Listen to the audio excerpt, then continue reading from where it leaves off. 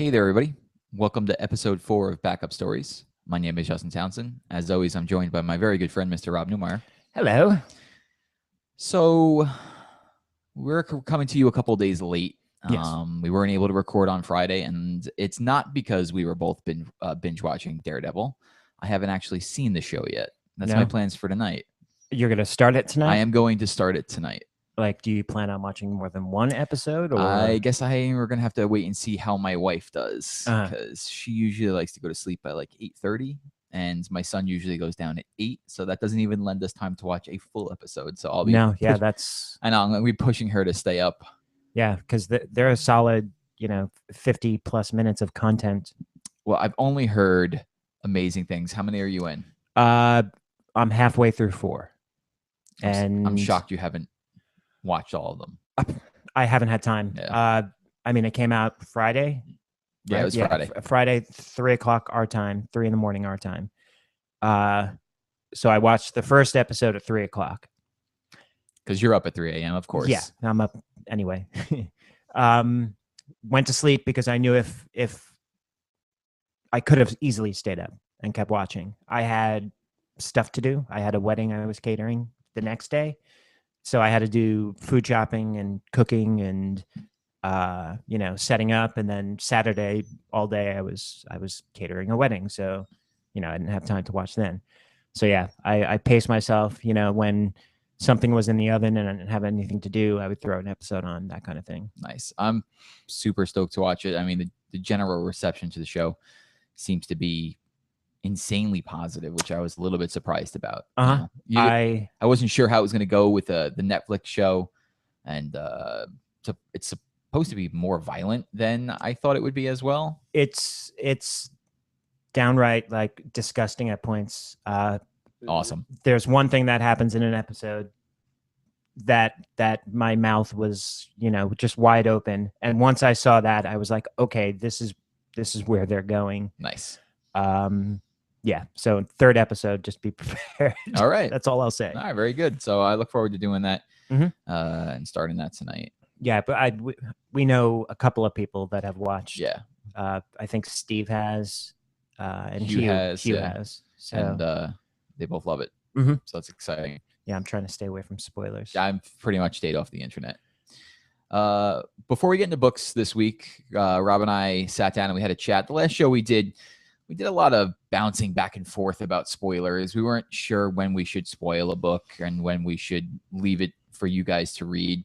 And after watching the show again, we decided that we just want to be like upfront. And in the beginning of the show, we're just saying that we are a spoiler show. We're going to just go ahead and commit to that. It doesn't mean that we're going to spoil every single book that we read. There'll be ones that we might just mention and just say, that's all we're going to say about it. Mm-hmm. But if you're sitting down to watch us or listening to us on the special edition feed, just know from here on out, we're a spoiler show. We'll mention that at the beginning of every show. So if you're, a book comes up that you haven't read yet and you're in, you care about spoilers, maybe it'd be a good idea to pause, come back later, read the book, and then come back to us. So that way you could join in on the discussion. Yeah. Because then we don't have to sit there and like look at each other and say, oh, well, should we? I don't shouldn't know. We? Like waffling back and forth about it like we did last week. Yes. So with that in mind, let's get to this week's books. Okay. It was a weird week. Like you and me talked about this just a couple of minutes ago. Mm-hmm. A lot of books came out this week. My pull list was pretty larger than it usually is. But you had come to me and said like it was a book where it was like there was a lot of volume, but there wasn't really a lot that stood out. Yeah. There were tons of books this week, but like I can count on 3 fingers, like books that I really, really enjoyed. And there were just a lot of like, meh. Yeah, I kind of had the same feelings. There was a couple books I was excited to read, but they're not the type of excited that you would get, say, reading, like for us, like a really good issue of Spider-Man. Like that feeling of after you read something, you're like, oh, wow, this was like fantastic. There were a lot of like, you're right, good. And then a lot of, well, gotta wait and see. And that's where we're going to start. We're going to start with Convergence. Issue 1. Okay, so just what did you think of this? Let's see. Okay, so after last week's 0 issue, I had said it's just a weird start, I guess you could say. It definitely was. And I had always said week 1 is going to be the defining, where they do all the miniseries and when they do the actual first issue of Convergence. This to me felt like this all could have been in the 0 issue. It just felt like one really long conversation. Yes. At the end of the book, you pretty much have the voice from the sky speaking about what Convergence is to all the worlds. Mm-hmm. And that's the same, like what he is saying is the same thing that pops up in all of the week 1 Convergence books, basically. Right at the end of the book, it all happens in the same way. So now I guess the Earth 2 characters that pop up, they're the anomaly. He was confused as to why they were there. They don't have a city because their world was destroyed. So there is no city for them to be in. See, I'm not reading Earth 2, so that's news to me. I did I kind of got that from him saying that they're anomalies, that like maybe they didn't have an Earth, but since I'm not reading Earth 2, that wasn't like abundantly clear to me. Okay. You should read Earth 2. Yeah, I hear that it's good. Just start with issue 17 when Taylor took over. Taylor took over that book? I did not know that. Well, he left like towards the end of the book, but it wrapped itself up. Okay, then that's enough for me to go. I like Tom Taylor. For me, I got excited because the first thing on the cover is the Injustice characters, and that's like the DC universe I care the most about, which is a little bit backwards, but it picks up immediately after where the game ends. Not immediately after, but I mean, we do see Superman in his prison garb. From the end of the game, and Batman's like, oh, you got your powers back, because they had found a way to neutralize him in the game, which is after all the weekly stuff that we've been reading for the last couple of years. The game takes place, at the end of all that. So this picks up after he gets after the game, when he gets his powers back and he's being all superior. And yeah, so technically you don't know how long after the game it is, because the destruction that's going on in their city is obviously what let him out of his cell. Yeah, we don't. Yeah, you're right. We don't know how long it's been, but he is wearing the prison uniform. Correct. Yeah. So it can't be too much later. I would think. No, because he would be in his cell. He would still be in his prison uniform. Oh, he had gotten out, and he got out because of the destruction. I don't know about that. Like, I don't know. Like, the Injustice stuff only lasts a few pages, and then I don't like the Earth 2 stuff for me. Like, didn't really grab me because I'm not reading that book. I like it a lot because it's the Earth 2 stuff was excellent in their own book, and this does feel like an extension of the Taylor stuff to me. It just the whole idea of Convergence seems weird. How so? It's more of, because I read just about every single one of the actual Convergence issues that came out. Let's go over the one shots, or the 2 shots, I should say. Let's go over the ones we have here. So we have The Question. Yep. Nightwing and Oracle. Batgirl. What was this one? This is Speed Force, with the cool cover. Superman, and lastly Batman and Robin. So that's what, 6 of the 10 that came out, I guess. Yeah. And I'm gonna let you, because you have a better grasp of this than I do. So hold on. Take the lead. No. Because last week you had said you were confused at what they chose to talk about. And actually, in the end of the first issue of Convergence, they add more books that they're going to be going to, and some of this makes much more sense now, like the Darkest Night universe, where Batman's Green Lantern, the New Frontier universe. Well, that's the stuff that's going to be most likely next week's batch. Yeah, the Pirate universe, like those are actual like universes to me, where it's like the characters are there, but there's a different take on them, like the Injustice universe. Again, like off air, we had talked about just this previous week about my confusion with it, because it's like all different versions of the same Superman, but then we have to remember that each of the crises kind of like reset the universe, and so those universes end. So that, I mean, I ended up finally getting that and understanding it. But again, like continue, like it was confusing to me, and now these books come out, these 1 shots or 2 shots, whatever they're going to be, and my confusion just tripled Uh-huh. at what was going on in these books. 'Cause I only read Batman and Robin and Superman. And I was thinking, like, those are the two characters I understand the best that's going on, and perhaps it'll be easy for me to jump in. And I was left bewildered.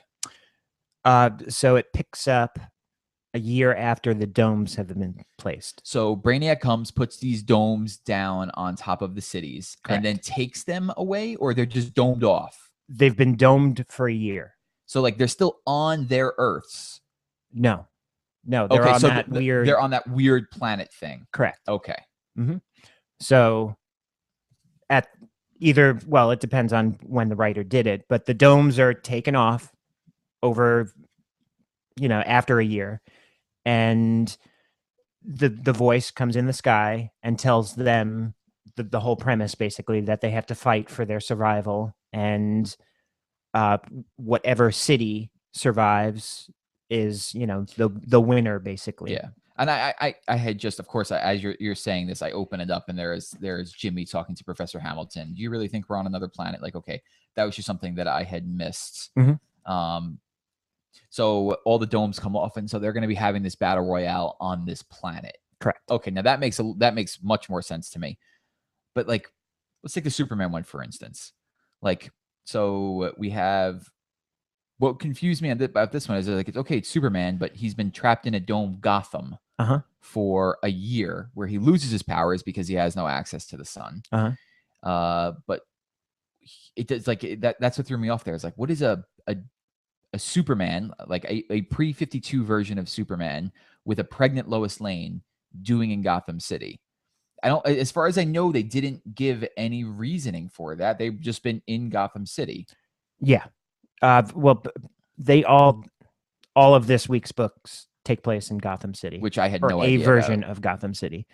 So yeah, you have Rucka's Question, all of these, the Batman and Robin, they all are in Gotham. So next week it could be Metropolis, it could be what was it, Coast City? Yeah, it's going to be all different cities battling. So it's different versions of Gotham fighting each other. Yeah, this time. I mean, that makes sense. It's just, it was weird though. Well, that one Superman thing, yeah, I found that weird too. Threw me off, because, like, the whole idea for me was, like, show me universes that I don't know anything about. So I was like, oh, in this universe, there's a pregnant Lois Lane, and Superman's got to fight to protect her. And I mean, I thought the Superman book was interesting, at least because it took one of the more fascinating versions of Superman I've ever seen, which was the Flashpoint Superman, where he was never, he crashed, instead of crash landing in Kansas, in Flashpoint, Superman crash lands in Metropolis, and it causes, like, destruction, like, you could never hide. And the government takes him and keeps him in a room with like a red sun, in a way, to keep his powers suppressed. And he's this skinny little boy who's never been held. And that version of Superman shows up in this Convergence Superman book, and he feels like he has to save Lois. He says he has a relationship with Lois, but in Flashpoint we never saw that. No.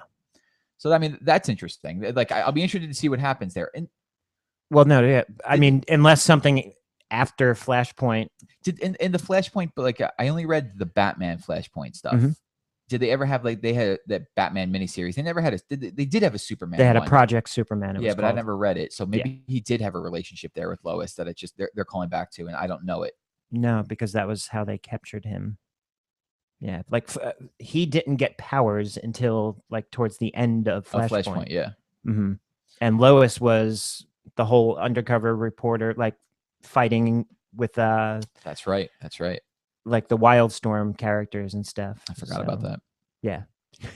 So Convergence is, it's confusion on top of confusion right now. Yeah. Now, who's to say that within the next 7 weeks something's not going to totally click and be like, okay, I see what's happening. But right now it's just and I think Steve said it best. Steve said it's like the DC Hunger Games. Yeah. It definitely has that feel. I mean, at the end of each of these books, at least the ones I read, there's stuff going on. But here's a little tip that you may find useful that I didn't think about, and Rob brought to my attention. So I'm going to use this Batman and Robin one. I thought this was interesting because they harken back to when Morrison was writing Batman and Robin, Uh-huh. and so we see the Red Hood and Scarlet for the first time, since that book was ongoing. But like, say you pick up a book and you're not sure about the characters in it, if you go to the back has these nice 2-page spreads that fill in like a lot of the information about the characters in the book. Like, and you had mentioned this is something that they should have at the front of the book. They should have, because yeah, it shows what story beats they're picking from, like what universe characters they're using, and it gets you to know kind of where the writer of that particular issue is going to take the book, I guess you could say. So yeah, I mean, it would be helpful it was in the front, but at least it's in there. So Mhm. if you're picking up any of these issues, go to the back first and catch up on. If you're not familiar with the people in the book, that would be a good way to start. Yeah, because like I said, I'm giving it a chance. I'm going to read it all. I don't care. I am too. The question this week was excellent. I loved it. It brings a lot back from Rucka's run. It has a lot of the Huntress stuff. A surprise character pops up at the end, and even like goes to the Gotham Central stuff with Two-Face and Renee Montoya, like when, Oh wow. yeah. So it picks up a lot of those beats, which is cool. And the Speed Force is really cool because it has Wally's kids and a lot of cool beats from like John's and Wade's run that were left alone for a while. So Oh, that'll be interesting to see. uh-huh. Like I said, I'm not much of a huge history buff on DC besides Batman, so a lot of this stuff is lost on me that it may not be for other people. But I'm giving it the same shot. I'm gonna try and catch up and see what's going on because I'd like to be in the know moving forward with the DC universe. Mm-hmm. Let's talk about this amazing book called AI. No, wait, it's not AI. It's Descender #2. This was a book that you were super excited about when the solicits came out a couple of months ago. Oh yeah. And we both felt that issue 1 of the book could possibly be like issue of the year. Like it felt that strong to me, and I think that you agree with that as well. So we have issue 2 here, and this thing really wants to pull at your heartstrings, especially if you've seen AI. I haven't seen AI. You've never seen AI? No. Okay, so this is pretty much like AI. Okay. The concept of Descender is at some point in the future, I don't even know where to start with it, but it deals with a little boy who is a robot, and he realizes that he's a robot. Unfortunately for him, he was deactivated for about 10 years or so. He gets reactivated and finds himself in a world where these type of robotic AIs are outlawed, and he's being hunted. And a lot of it is bouncing back and forth from the moment of his creation and like his current situation. And he has the emotional capacities of what you would say is like a 10-year-old boy. So he feels fear, and he understands what seems to understand the concept of love. And oh, definitely, because even in this issue, he finds a body of someone that he knows, and you could tell he felt upsetting. like he was upset about it. So it's probably one of my favorite books on the stand right now. Rob, why don't you talk a little bit about it? I mean, you were the guy who was so excited about this book. Why don't you give me some of your thoughts on it? I mean, you pretty much said it all, but this literally picks up right after the events of issue 1. The bounty hunters, group of bounty hunters, are after him, and he's terrified. He's running through this mining colony, trying to get away. I love the world that they've created. I love just the little visual clues that they give on the page, like on the bottom of a lot of these pages. There's an upload going on, so you kind of see the percentage as the issue goes along. And even just the backstory of the family that he's living with is just fleshed out even more. And you feel for him because Absolutely. he used to have all of this, and it's gone now, obviously. So just seeing how loved he was, even though he was a robot, it it does. It makes you emotional. Yeah, I mean, we talk about world building a lot, and this is a book that nails it. Even though it seems to be just like a barren mining planet. Yeah, there's a lot going on. I mean, and issue 1 starts it. You're like on this planet, but this planet is only one of like what they call the United Galactic Council. And so near the back, you have like a listing here of like all the planets and what the people there are known for, and it all ties together really well. And it also gives you excitement because they're not mentioning this stuff just to throw it out there. Like these are places that we're most likely going to and that are going to be referenced a lot and they're going to tie into the story. So Descender is really great. I mean, I can't not mention the art by Dustin Nguyen. The art is unreal. Like it's some of his best work. I've always been a fan of his work, especially when he was doing all the Batman stuff. But you know, it's just really good. All of the like stuff from the past has a beautiful like sepia tone. Yeah, and the thing is, like, you know, there's another book that we could mention quickly. Like I read this week's All New Hawkeye. Yeah. And I told Rob, I like the book a lot, but the jump in art is so hard for me to keep track of. Like it throws me out of that story, that really painted look that book has. And this book does a great job of it. It's the same artwork. They just change the color palette. Yeah. And you know, like, oh, this is anytime this comes up, this is the past. And it's just easy to follow. It doesn't take you out of the story at all. And for some reason, that color palette just makes you feel that, like, I feel like it's so warm and inviting. It brings you into the story more and makes you feel more invested in this character for sure. Yeah, I mean, see the Hawkeye stuff. I'm fine with the Hawkeye stuff. So different tastes, yes, but Hawkeye's a great book. I like that book a lot. Okay, now Copperhead. You had been talking about it. You gave me the Number first 6. trade. Yep. I had read the first issue, but I mean, that was like 7 or 8 months ago at this point. And I have it stacked up to read, but now you gave me the trade to read. Why should I read Copperhead? Copperhead is this book I had heard about, and then it was like at issue 4, and I'm one of those guys where it's like, oh, it's at issue 3 or 4. I'm just going to wait for the trade. And I've mentioned before, like, I like to trade wait. You know, I like trade waiting for Image stuff. So when the first trade came out, I wanted to read it. I scooped it up. And the basic premise is, you know, in the future. A lot of this stuff is in the future, in a world, movie trailer voice. This woman and her young son, they go to this barren wasteland of a planet, to a town called Copperhead. And she becomes the sheriff of this lawless town.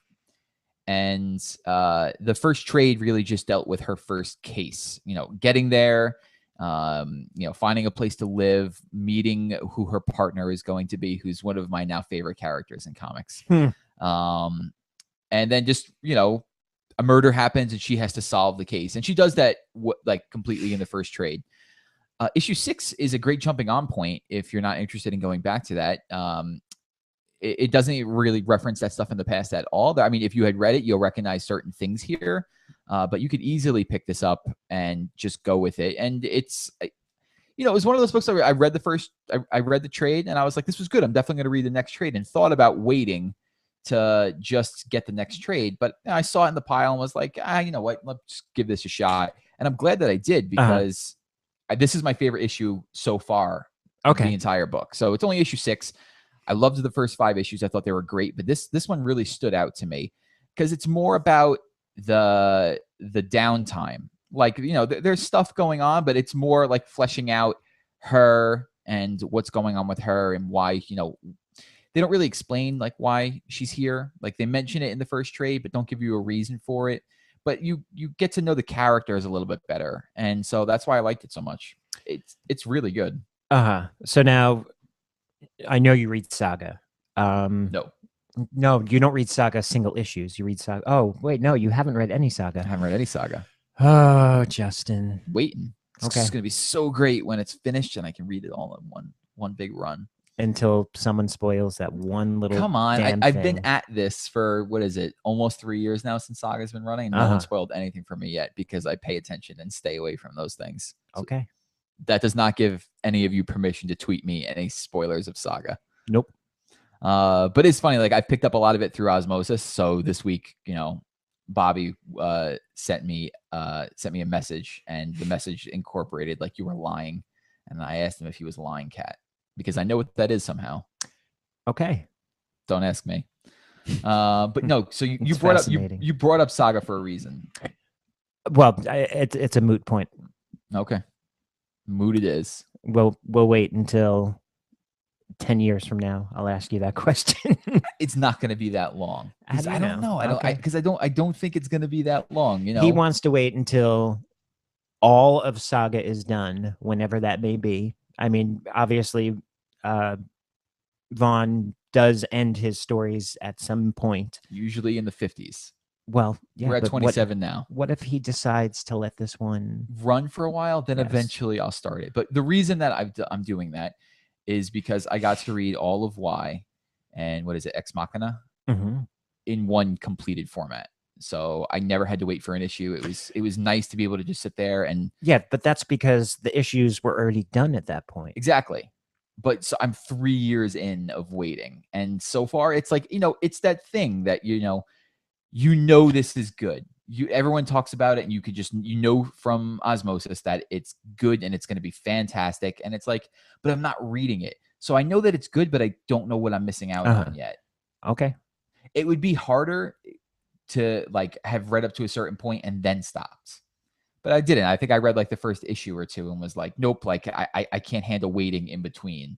So when it was still early, I got out, and so I wait. I could never do that. But it's not easy. Trust me. I really do want to read it. So all right, that was Copperhead. And Saga. And Saga. You should be reading Copperhead. Read that trade I gave you. I know, but I have the issues also. So it's like, I'll read the trade because then I won't have to dig and find the issues. This is the best cover in a long time. This cover of Ant-Man. What number is this? This is Ant-Man number 4. A throwback to Miami Vice. Absolutely love this. We had talked, I think it was last week or the week before, about Daredevil and how easy it is to forget that it's good. Like you take it for granted.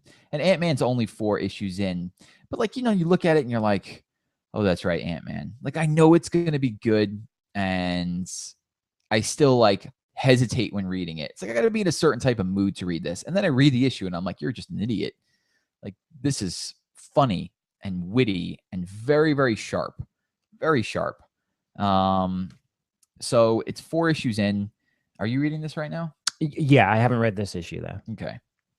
This issue, like, it deals with him being a dad and he's, trying to take care of his daughter. And, they joke around a lot about like the C-list villains. And like this being Nick Spencer, like I got really familiar with Spencer to Superior Foes of Spider-Man, which lasted like 15 issues, but it was that book that you knew was going to be good when you read it, but you had to be in the right mind frame to read it. And you're like, I know this is going to be funny, but when you read it, you're like, you forget that it's that funny or that sharp or that witty. Like you just but it has those deep moments too, though. Oh yeah, same with Daredevil. Like Daredevil, obviously it's funny, but I mean there are very there's deep emotional things about it. There's emotional stuff like in there Fractions as well. Hawkeye, the same thing. Everyone sees it as this hilarious series, but his Hawkeye is very touching and emotional also. The thing about Spencer that so far I've noticed with this and Superior Foes is he can take that C-list character and make them stand out. So how do you make a C-list character stand out? And you do that with dialogue. You do that with the character realizing their limitations and making the best of it. So, Grizzly is a character that I that really I didn't even know before this started. And there's another one in here. Who is it? The other character that shows up here. Where are you? Machine Smith. Like that's a face I recognize, but like I haven't thought about ever. And now like you read it and you're like, these guys know what they are and they're making the best of it. And they're doing everything they can being as far down as they are. And like Ant-Man refuses to believe that he's down there. He drives around, his truck with a big ant on the top of it. See, now Grizzly's shown up a whole bunch in Amazing Spider-Man, not current, like old stuff. Oh, the old stuff. Okay. And there's like the serious books where like Grizzly's like, I'm doing this, blah, blah, blah, you know, and it's a whole serious issue. But then there's obviously like the jokey ones where he knows he's a joke and like he's with like White Rabbit or someone stupid like that, and they realize they're a joke group. Yeah. I'll That's find cool. those. You got to read those. All right, I'll definitely read that. So if you liked Superior Foes, you should be reading Ant-Man. And if you didn't read Superior Foes, you should be reading Ant-Man because it's funny. It looks great, and this is an amazing cover. It's only at issue 4. Give it a try. And what do you think's going to happen like after Secret Wars with stuff like this, especially books that are at number 2, 3, 4? We talked about this. And I talked about this with Bobby Shortall, and we went back and forth on it. Mhm. Let's take Gwen. Because Gwen is the one that everyone's thinking about. Like, what happens at the end of Secret Wars with a book like Gwen? Because if you've been following the Secret Wars stuff, you know, when Secret Wars starts, there's only supposed to be 2 universes left in existence. And one of them is the 616 Marvel universe, and the other one is the Ultimate Universe. And they're supposed to collide. And whatever happens with the Marvel comes out of the 2 of those things smashing together. So Gwen's universe isn't in that. That if they're following the letter of the law, that universe should already have been wiped out, which I cannot see that happening. I can't see them starting this book, getting 4 or 5 issues deep, and then being like, well, that was a cool experiment. Like I expect the fervor, they're definitely not doing it. The fervor around Gwen is so high that they can't do that. But like these books, like you mean like Ant-Man, like what's gonna happen with these guys, or like Squirrel Girl? Yeah. I don't know. Like I think they'll bring them back. You know, I think they'll you know, it being Marvel, they'll take a look at what the sales numbers are. I mean, they've had limited runs of things before. I mean, they say that She-Hulk was supposed to be just a 12 issue thing. I think they said the same thing. Well, no, Fearless Defenders, they said was supposed to. Yeah, that was supposed to go on. They had to wrap that up quick. Yeah, they did have to wrap that up. I can't. We'll see, because the Spider-Gwen stuff, she's not going anywhere. No, she's definitely not going anywhere. So is that going to be the one exception to the, you know, everything being condensed to one universe? Will she still be in her own thing? Because she knows of Peter. She knows of Ham. Yeah, all these other spider-related characters and other worlds. So do they just wipe her mind? And it's going to be odd. I don't know. I can't see them. I can't see them taking some of these books away. I mean, Gwen's not going anywhere. No, we just don't know. Yeah, we definitely not. Like Ant-Man, the movie will have just come out. Like, you know, that wraps. When does Secret Wars wrap? Like around September, October. July. Yep. Yeah. So the movie will have been out for like 2 months. Like I can't see them wrapping that book after 4 or 5 issues. But I guess we'll see. You know, Superior Foes had a beginning and an end. I don't want to see Ant-Man's end yet. Okay. Now you're making me nervous. Now you're making me nervous. Let's hope that doesn't come to pass. What do you got next? Legacy of Luther Strode. When I was at Comic-Con earlier in the year, I was with Bobby Shortall, and he asked me if I had read any of the Luther Strode stuff, and I hadn't. And at his suggestion, I bought the first 2 trades, and I liked them a lot.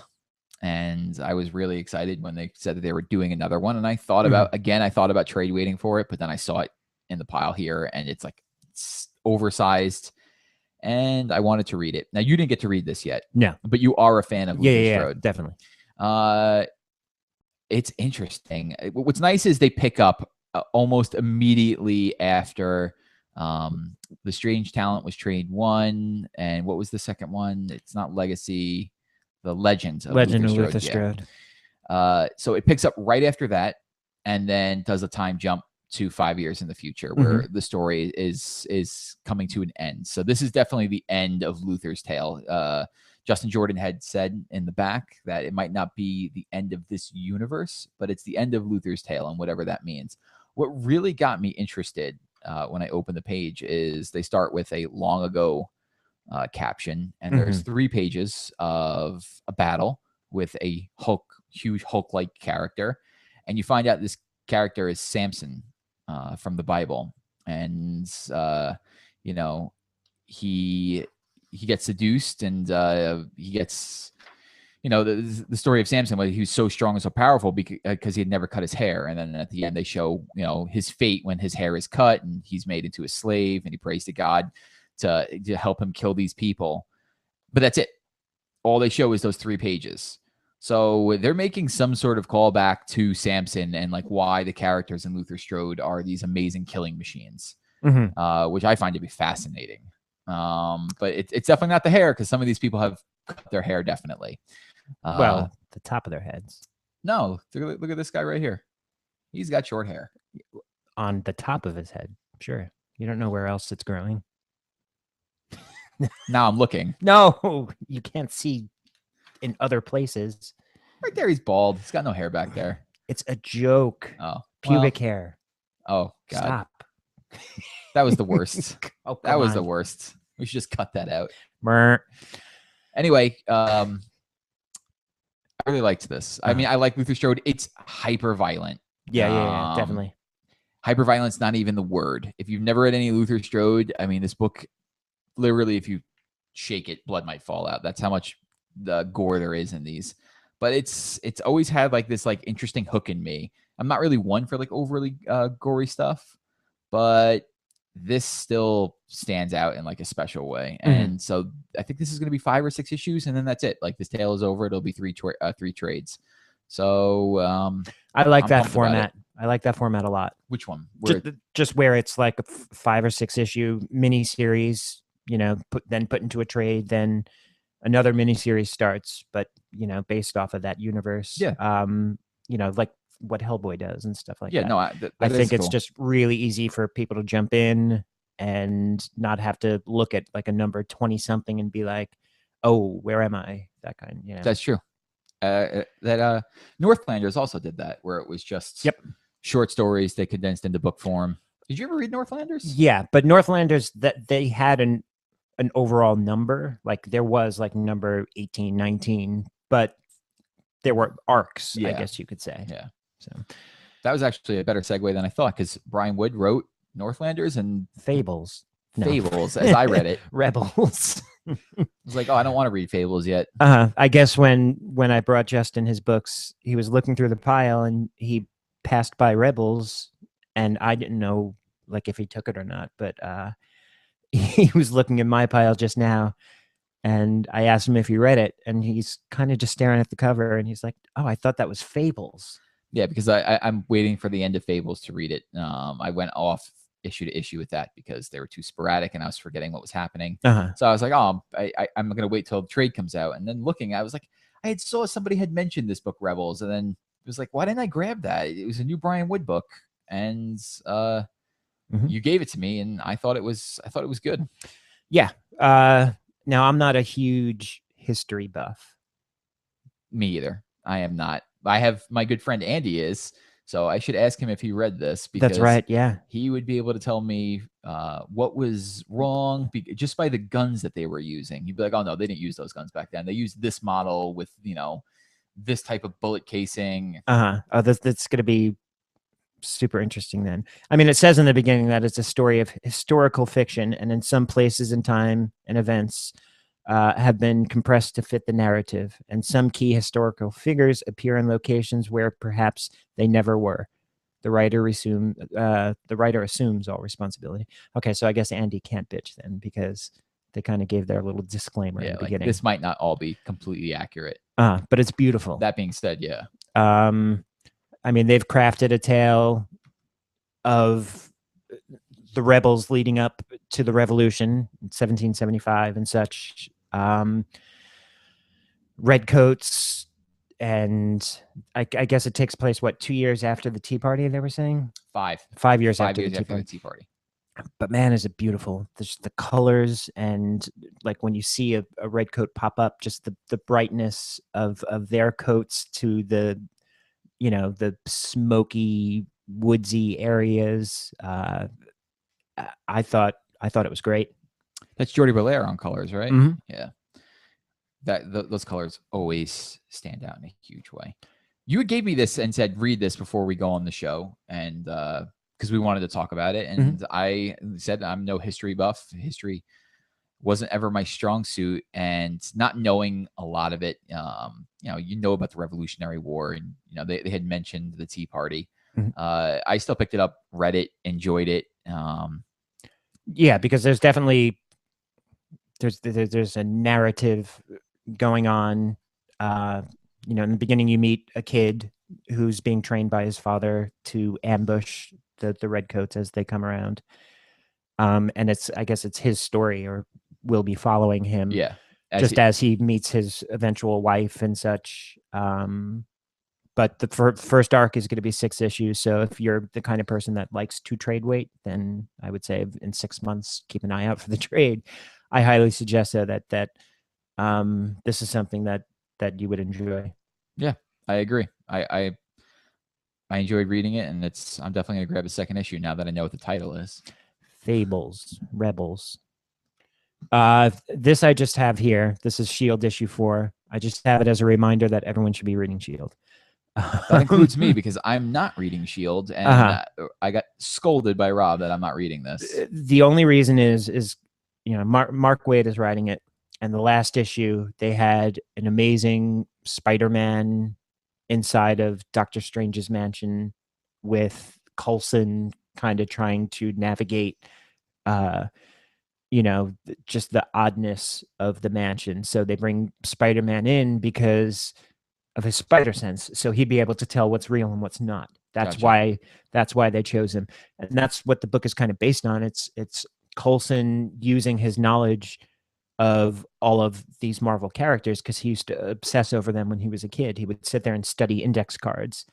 And Mark Waid has actually said that's what he used to do when he was younger. That's cool. So he kind of bases that part of Coulson off of himself. So he always knows who to reach out to and what situation, who to use. So this is a cool tale with I always figured that I wasn't watching the TV show, and I would, because I wasn't watching it, like obviously I know who Coulson is, but that the rest of it really wouldn't make much sense. No, you don't need to watch the TV show at all. It has characters from the TV show, but it's deeply woven Marvel Universe stuff. Okay. So that was my pitch to you. Well, now I'm going to get it since it's only at issue 4. I'll go back and get the other ones. There you go. Much like you were saying everybody should read S.H.I.E.L.D., I think everybody should be reading Birthright. This came out. This is issue 6. It's been on, I think, like a 2-month hiatus, it feels like. Well, yeah, the first trade is out there. Yeah. So they took almost like a saga-like break. Yeah. And they mention it in the back. For those who don't know, Birthright has this interesting concept. Like we always hear the, kid gets teleported to an alternate world to grow up and become the conqueror of that world and like save that world for some great evil. This is what happens after that. Like usually that's where the story ends. This is where this story begins.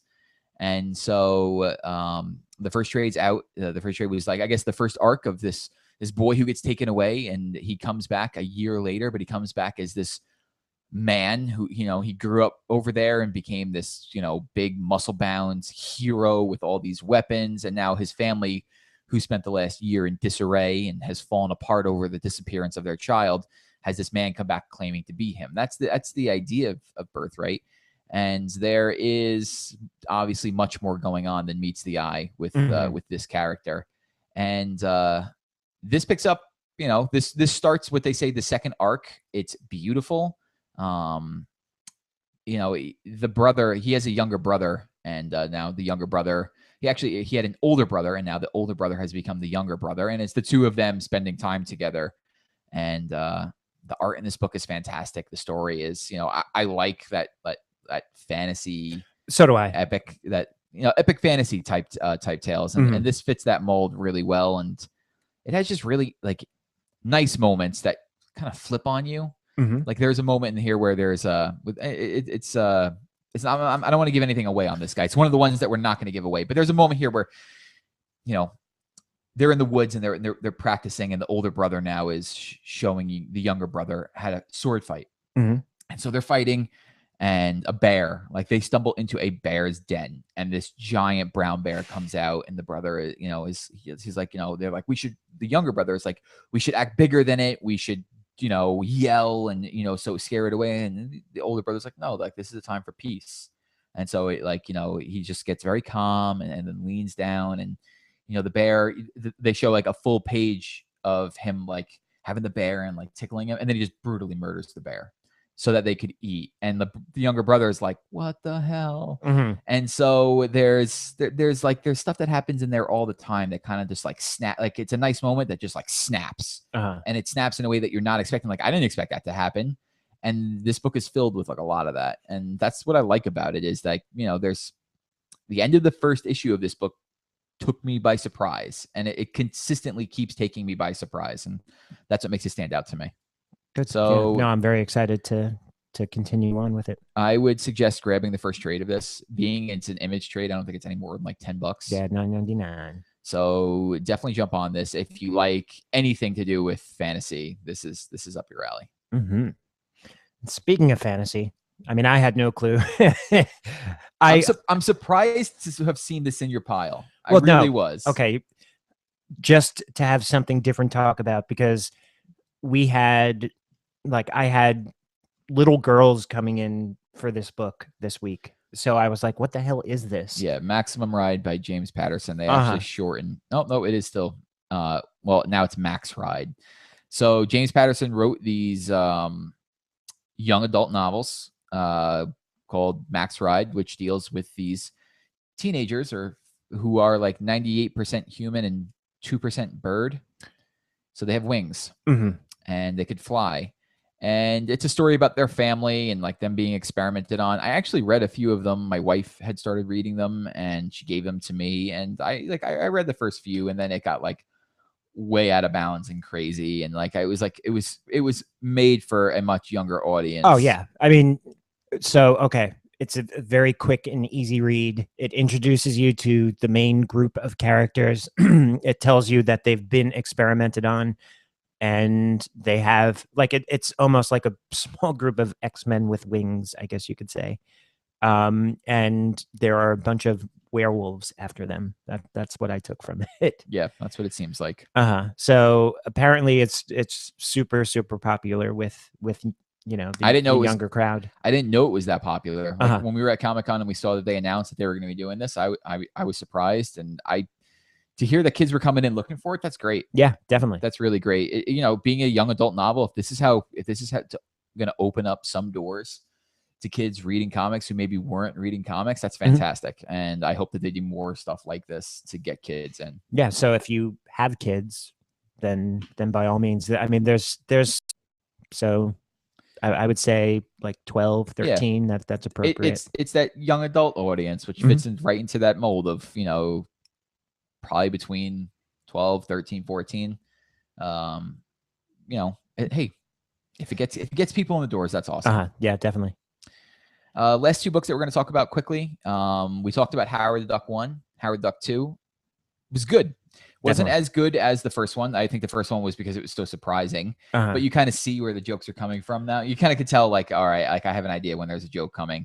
Yeah, it would have been interesting to, like, I think reading 1 and 2 together would be a whole different thing, because the momentum would have, kind of built at the right points and dropped at the right points. We definitely peaked with the first one, and this was kind of, settling down a bit more with a little bit of the wackiness thrown in. Yeah. Still love it. It's great. Like it's a Howard the Duck book that I'm now at issue 2 on. And it's like, at the end of the first issue, he ends up in a prison in space with Rocket. Now the Guardians, as you could tell from the cover, the Guardians of the Galaxy show up making duck face, which this cover is ridiculous. But again, there are like at least 2 or 3 like really funny moments. My favorite was when the computer was like, hey, what's up? Yeah, the computer's funny.